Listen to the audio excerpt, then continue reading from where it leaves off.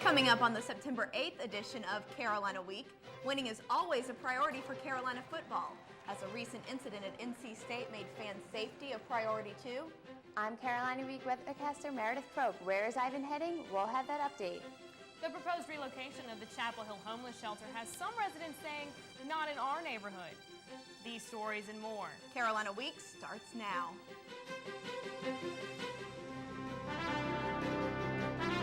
From the School of Journalism and Mass Communication at the University of North Carolina at Chapel Hill, this is Carolina Week.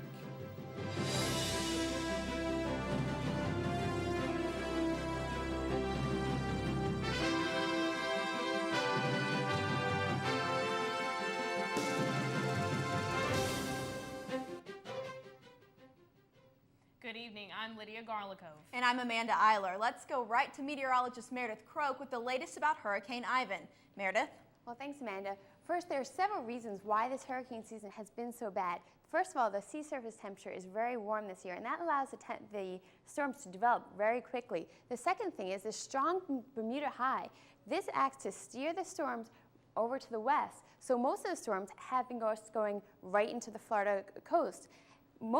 The past couple of years, we've had a trough here, so that shifts the storms up along the coast. So now if we zoom in on Hurricane Ivan, you can see very cold temperatures with a cold cloud surface and at the aloft, and that's how you know that by the deep red colors.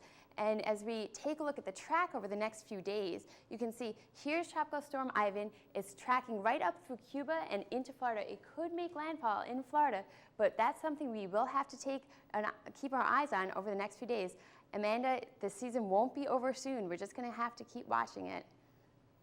Thanks, Meredith. Wednesday, President Bush signed a $2 billion disaster relief package to help victims of Hurricanes Charley and Francis.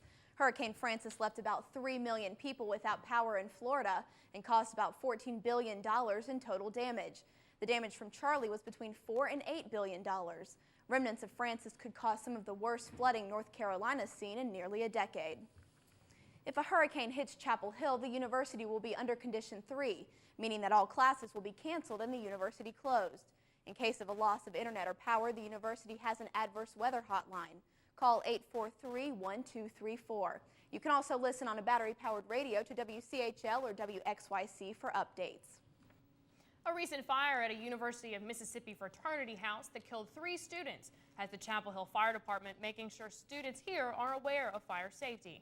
Chapel Hill has had its own share of fires lately, including one that displaced more than 20 families from an apartment complex. With so many students living in frats and sororities, a fire department spokesman says not staying up on code and not testing smoke detectors regularly can condemn you to problems you don't want. Investigators believe they've found the gun used to kill 2 men at an NC State football game last Saturday. Acting on a tip, divers recovered a weapon from Jordan Lake. The State Bureau of Investigation will run tests to determine if it was the one used in the murders. The 2 men suspected in the shootings, Timothy Johnson and his brother Tony, were denied bond at their first court appearance on Tuesday. Despite the shootings at State, the security plan at Carolina home games won't change because the 2 situations are so different. Looking at our campus here and the way their football operations are laid out over towards Raleigh, it really is apples and oranges. Security on football Saturdays involves more than just checking bags. Next week, we'll bring you a more in-depth look at how the university is keeping you safe on game days. Orange County officials will soon be able to determine whether or not someone's been drinking. Those with previous DWIs or involved in domestic violence cases will wear alcohol sensing ankle bracelets. The bracelet fits around a person's leg and sends hourly data to an enforcing agency. The device measures the blood alcohol in the person's perspiration. This year's homecoming concert might get rained out. But the recent controversy over bands hasn't put a damper on this year's festivities. Carolina Athletic Association President William Keith has been the target of many students' complaints after the contract with the band Sister Hazel fell through. Now CAA has sent emails to solicit support from other campus organizations to secure bands for the concert. Keith says he encourages students' input. All we ask is that students be honest with us, and if it's something they like, something they'd like to see, tell us. If it's something they don't like, tell us there too. The band Alabaster Suitcase has already agreed to play in the homecoming festivities. CAA is still looking for about 4 more bands. The Interfaith Council is hitting a snag with its new plan for the men's homeless shelter. Carolina Week reporter Shayla Freeman has the story. The homeless shelter on Rosemary Street, which houses about 35 men each night, is currently undergoing many changes, including new beds, bathrooms, floors, windows, and fresh new paint. And there may be more changes in store for the shelter. The Interfaith Council is considering moving the homeless shelter to a tract of land on this road, Merritt Mill. Now, as you can see behind me, there are houses, and many of the residents aren't so excited about moving the homeless shelter here. It's just hard because, I mean, the location is everything. I mean, of course you want a homeless shelter that's in proximity to like a town or a city. It's tricky because, I mean, no one wants to be near a homeless shelter. Some residents say it's an issue of safety. This is a residential area. There's a school right there.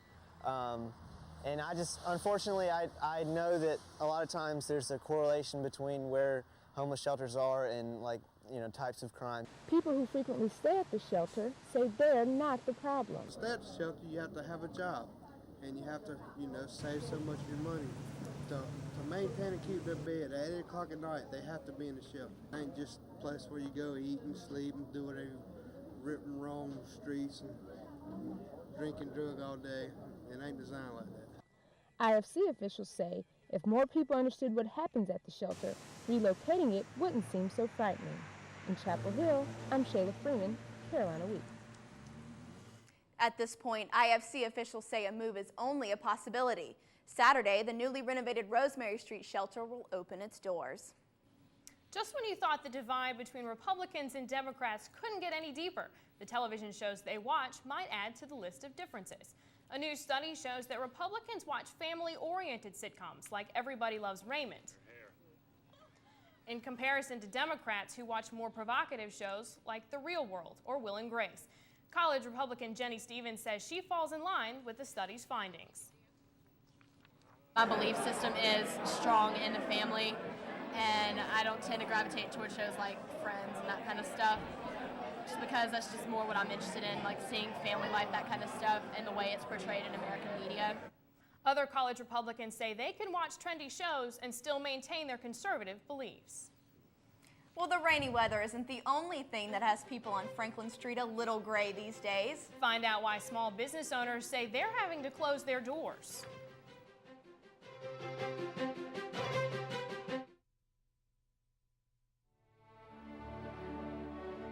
What is a hero?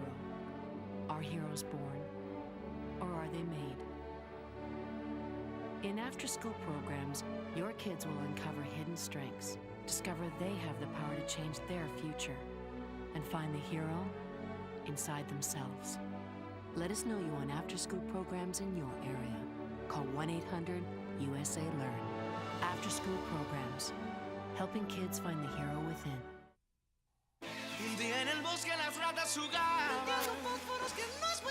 Escucha Smokey antes de tratar. Solo tú. No juegues con fósforos, no juegues con fuego. No hay nada perturbable con el asustado a un pobre ratón sin casa en que vivir. Si un hermoso bosque es lo que deseas, no juegues con fósforos, no juegues con fuego. Solo tú puedes prevenir los fuegos en áreas naturales. ¡Fuego! It seems a business on Franklin Street closes every few months. There are about a dozen empty shops lining the sidewalks. Should we be worried about the future of downtown Chapel Hill? Carolina Week's Nora Warren talked to shop owners to get the scoop. If you've walked down Franklin Street lately, you've probably noticed the myriad of empty stores and dark windows. The closed and for lease signs are daunting to all shop owners, particularly independent business owners. I do worry about the business staying alive, especially as I see other businesses around me to closing. Though Barry Slobin's pottery painting store is unique to Chapel Hill, the number of closed shops makes it difficult for shop owners like him to draw people to West Franklin Street. People aren't going to the pizza place or whatever it was that was over here, and they might not discover my shop. And the issue isn't limited to Franklin Street. Inside Scoop owner Vivian Olkin is the latest store owner to make the tough decision to close. I cried every day for months, and it was really hard. Olkin says competing with ice cream giants like Cold Stone Creamery and Ben & Jerry's is too difficult, especially without the town's support for small businesses. I think there are ways to help small businesses by giving them loans, as Carrboro does, at either very low rates. There are tax incentives that they can give to landlords. One reason for the lack of support might be that consumers seem to prefer the large corporations. My sister-in-law recommended Cold Stone, so we came down here to try it out. Personally, I like Starbucks more than any other type of coffee. I want it to be a town that has business to produce tax revenue. As a citizen, that's all I really care about. And truthfully, I don't care if it comes from a mom and pop. Not all business owners think the number of closed shops on Franklin Street is cause for alarm. To some, these signs just mean businesses are responding to changing public preferences. Chapel Hill is a work in progress. It always has been, always will be. There will be businesses that open, businesses that close, businesses that will be successful, and businesses that are not. For now, shop owners say they hope to soon see fewer of these signs and more of these. In Chapel Hill, I'm Nora Warren, Carolina Week. Among new businesses, the beauty product store Aveda and Killian's, an ice cream and fudge shop. If you eat outside at one of Chapel Hill's restaurants, you can now enjoy spirits with your appetizer. Tuesday, Chapel Hill Town Council unanimously voted to allow restaurants to serve malt beverages and wine in sidewalk dining areas. Carolina Brewery owner Robert Poitras says selling alcohol to outdoor diners is just one step in revitalizing downtown. When you ride by and you don't see anybody on the streets on a summer night, and you go elsewhere and you see a lot of people out and walking the streets, I think there's a natural difference, and I think it's psychological to bring more people downtown. The change doesn't allow for the sale of mixed drinks or liquor on any public street or sidewalk. That's prohibited by state law. Town Council has been busy in other action doing a little renaming. Chapel Hill Town Council continued to discuss appointing a committee to consider renaming Airport Road. The Town Council voted 5-4 to form the committee this past summer after several meetings of intense citizen debate. Nearly 60 people, including 3 Town Council members, have already applied to be on the committee, and applications will continue to be accepted until Friday at noon. The proposed size of the committee is 20 to 25 people. Meetings are planned for once every 2 weeks. The target date for deciding whether or not the sign will change is November 11th. Parking on Franklin Street may get a lot easier, at least on September 22nd. Chapel Hill Mayor Kevin Foy and Carrboro Mayor Pro Tem Diana McDuffie joined members of the Village Project Tuesday in pledging their support for World Car Free Day. Officials hope the day will highlight alternative forms of transportation as a way to lessen traffic problems in the area. Area residents can sign car-free or car-light pledges at www.gocarfree.com. Thanks to Triangle area mayors, residents can leave their cars at home and enjoy a faster commute. Merging the current Triangle Transit bus system with other systems could make commuting hassle-free. In Raleigh, Mayor Charles Meeker says he believes the bus merger will improve the lives of residents throughout the Triangle. You can travel around the Triangle without knowing you're changing systems. I'm hoping to be very well received. The merged bus system will also provide access to the regional rail transit system, which is scheduled to begin its service in 2008. If you thought UNC's incoming freshman class this year was bright, just wait until you check out the crop coming out of local Chapel Hill high schools. Once again, Chapel Hill Carrboro City Schools led the state in SAT scores. The overall average for district students reached 1184, a 6-point step up from last year. Chapel Hill and East Chapel Hill high schools posted the highest averages. Studying hard might mean students have less time to relax, but Superintendent Neil Peterson says students themselves choose how to spend their time, and it's colleges that are pressuring them. As long as it plays a significant role in the decisions that the most competitive colleges make, we need to make sure our students are well prepared. Chapel Hill students are nothing if not prepared and competitive. Their combined score beat the national average by 158 points. With GPAs constantly on the rise at universities across the country, professors are asking, does an A really mean an A anymore? A recent report from UNC confirmed that grade point averages have continued to increase at Carolina, and despite efforts to curb grade inflation, 41% of grades given in the spring 2003 semester were A's. The debate rages about whether an A has lost its academic value. Economics professor Boone Tershi says students think a C is a failing grade. We have a grading system which is no longer indicative of degrees of mastery of material. And this particularly hurts the best students in the university because there's no other way to really identify them. Tershi says inflated grades and rising GPAs are problems on many college campuses. Adjusting to the college life is no easy task, especially if you're an out-of-state student. Carolina Week reporter Christy Keck introduces us to one freshman who's calling Carolina home. She's far away from her friends and family, but for freshman Shay Grisham, being a Tar Heel is a dream come true and worth a little homesickness. Okay. I've always wanted to go to Carolina. Even though she's been here for only a couple of weeks, Hinton James already feels like home. I mean, I really look forward to coming back to my dorm room, which is nice. Also nice, all the friends she's made. They're very interested and very nice about meeting someone new and from out of state. And everybody thinks it's really funny that I'm from Charlottesville, Virginia and didn't go to UVA. Shay says she's found ways to make these first few weeks less intimidating. Doing the sorority thing has really made it smaller, but also just finding communities to be a part of and finding ways to get involved. Keeping in touch has also been a top priority. I talk to my mom about 4 times a day, and I talk to my friends all the time. And each time, she tells them how she feels about the upcoming semester. Oh, I'm excited. I'm definitely excited about everything that's coming. I've just heard so many good things about every season of being here at Carolina. With 4 years ahead of her, Shay has plenty of time to experience the life of a Tar Heel. In Chapel Hill, I'm Christy Keck, Carolina Week. 18% of this year's fresh faces are out-of-state students. That's the state cap on students from outside North Carolina. It's not an urban legend anymore. The freshman 15 has been proved true. A study at Cornell University found that in the span of a year, freshman students nationwide gained an average of 15 pounds. The reason? Eating large portions at meals and snacking, especially late at night. Nutritionists say this is typical for students away from home for the first time. And another study is digging up some exciting new evidence about life in ancient Greece. This summer, a team of about 70 students, archaeologists, and local Greeks discovered what could be the oldest known civic building in Greece. Associate Classics professor Donald Haggis leads the team in digging up artifacts on the Greek island of Crete.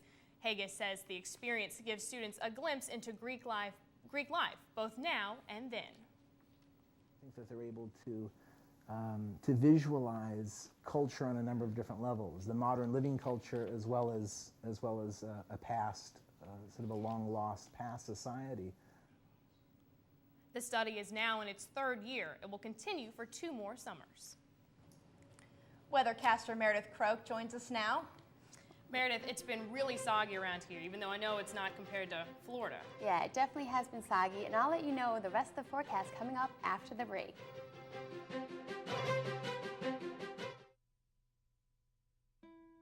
The Ronald McDonald House is a nonprofit organization that provides a home away from home for families of children being treated at UNC hospitals.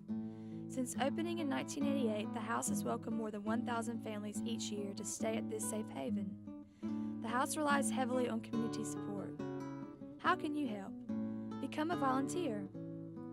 Help the house that love built. The Ronald McDonald House, the house with a heart.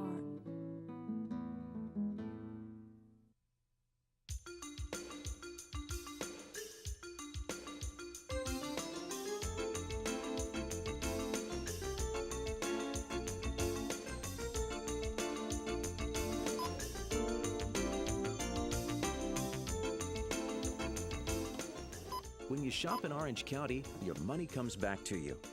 Thank you for shopping Orange. So shop Orange and see what a difference you can make.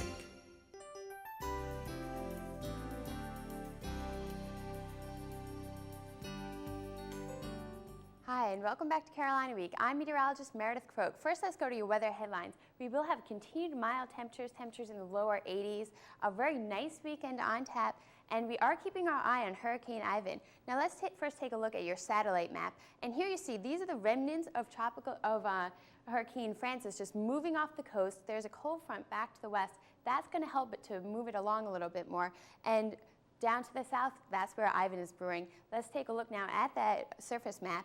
Here's the cold front. There's a high pressure system sitting behind that. That high pressure system should bring us some nicer weather towards the weekend, but this is going to start to move through and take those showers out of this area by Thursday into Friday, and replace it with a high pressure system, bright sunny skies for the weekend. Let's take a look at that Ivan map now. Here's the latest statistics on Ivan. It is a Category 4 storm. That's a very major hurricane, very strong hurricane. It has 140-mile-per-hour winds, and its current location is 105 miles northeast of Bonaire. So it's just brewing right there. It's moving fairly fast, moving a decent amount quicker than Francis was moving, so we shouldn't have any of that long, intense precipitation we had with Francis. And we looked at the track earlier in the broadcast. It's supposed to track right up through the Caribbean, and it could turn and cross over Florida, and if it does that, we have a chance of seeing some of Ivan here in North Carolina. Let's take a look at your forecast now. This is your 4-day forecast. Beautiful 4-day forecast, 82 degrees basically throughout the whole week, partly cloudy skies, so very nice week coming up, and we have to keep our eye out for Ivan until Wednesday and Thursday of next week. Let's take a look now at that beach forecast. 85 on Saturday and 85 on Sunday, with lows in the upper 60s and mostly sunny to partly cloudy skies. Great weather to get out there and enjoy the beach. And here's your mountain forecast. 75 on Saturday and 78 on Sunday. Great weather out there this weekend, and it's just going to be a great weekend to get out and enjoy, and no more of that rain going on. So we're going to clear out for a little bit, and we just have to keep our eye on Ivan and see what that brings us. Great. Thanks so much, Meredith. And Sexton joins us now. Looked like the Tar Heels lucked out over the weekend with the weather. Yeah, it was definitely a Carolina Blue weekend this weekend. 2 of Carolina's most watched programs had their hands and feet full this weekend. Find out if the Heels could tame the Tribe on the gridiron and outlast the Owls on the soccer field when Carolina Week Sports returns.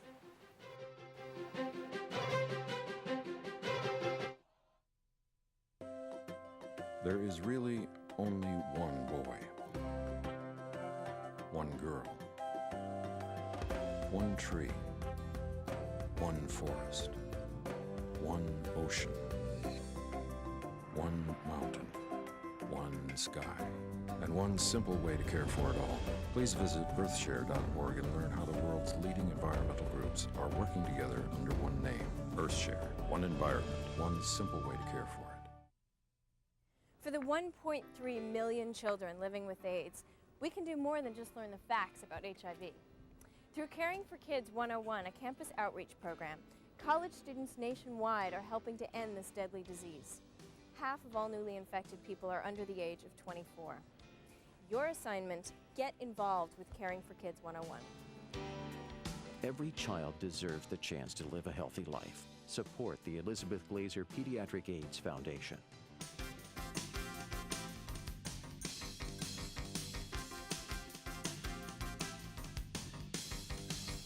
Welcome back. I'm Ann Sexton, but enough introductions, let's get right to it. Winners of just one of their past 6 season openers, the Tar Heel football team was starving for a win against William and Mary. Carolina hopes to chew up both William and Mary, but it appears the Heels have some smoke in their eyes early in the contest. Tight end Justin Phillips makes a sweet catch here from Darian Durant, but coughs up the ball, turning it over to the Tribe. Later on, Jacques Lewis, he sprints faster than a freshman late to an exam, but he eats a Butterfinger and loses the ball at the goal line. Coach John Bunting, he can't even watch. But it looks like William Mary seems to take advantage of the Tar Heels' 4 turnovers in the first half. 4 turnovers. This is a play of one of many of the scores for the Tribe. Looking for revenge, Jacques Lewis comes right into your living room, run in, and flips into the end zone for the 6. Carolina goes on to win 49-38, but sophomore wide receiver Jesse Holley is a bit concerned about his team's possession of the football. We knew we were better conditioned than them, so we wanted to just come out and stick to our game plan. We had 4 turnovers in the first half. You can't beat a high school team with that many turnovers in the first half. So we wanted to just come out and focus on the little things and play our game. The Heels will definitely have to take care of the ball this weekend when they travel to Charlottesville to take on 20th-ranked Virginia. UNC's Golden Girls of Soccer returned to their home field Friday night against the University of Florida. The Gators gift-wrapped Carolina's homecoming present by putting one in their own net just 27 seconds into the game. But the Gators bit back hard with some tough takedowns. Some tough play, and a couple of what some Heels thought were downright cheap shots. Come on, ref, that's got to be a card. But the Heels brushed their shoulders off with goal number 2 by junior Lori Kolupny. In the second half, sophomore sensation Heather O'Reilly sent the Gators home with their tails between their legs, sealing the game 3-0.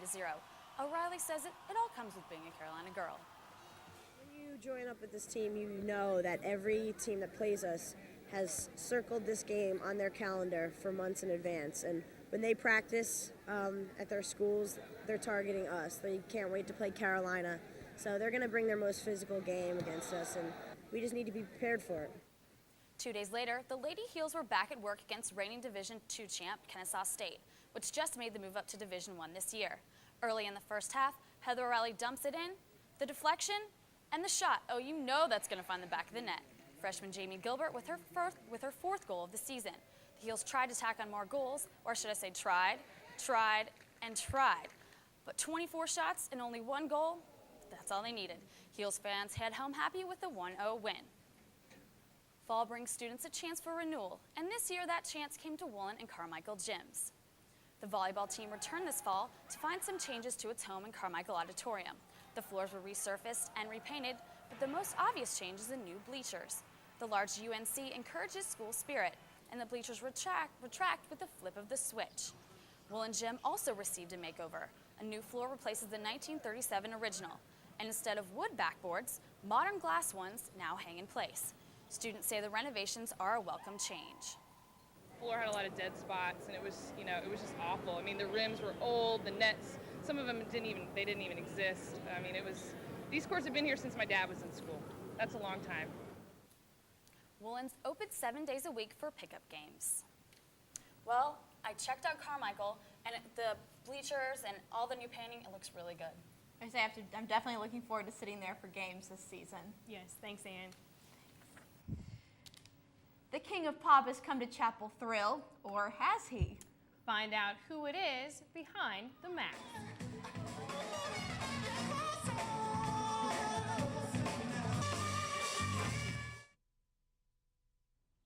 There's something you should know about me. I'm not easy to live with. In fact, I have a really ugly side. I don't always let you speak when you want. I can leave you feeling shaken and confused. And if you ignore me, I might lash out, leaving you dead. I am a stroke.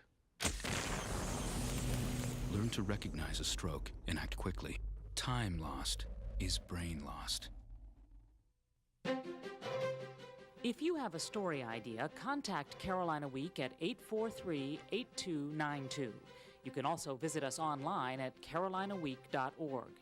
If you have questions about this program, write Carolina Week at Campus Box 3365, UNCCH, Chapel Hill, North Carolina, 27599.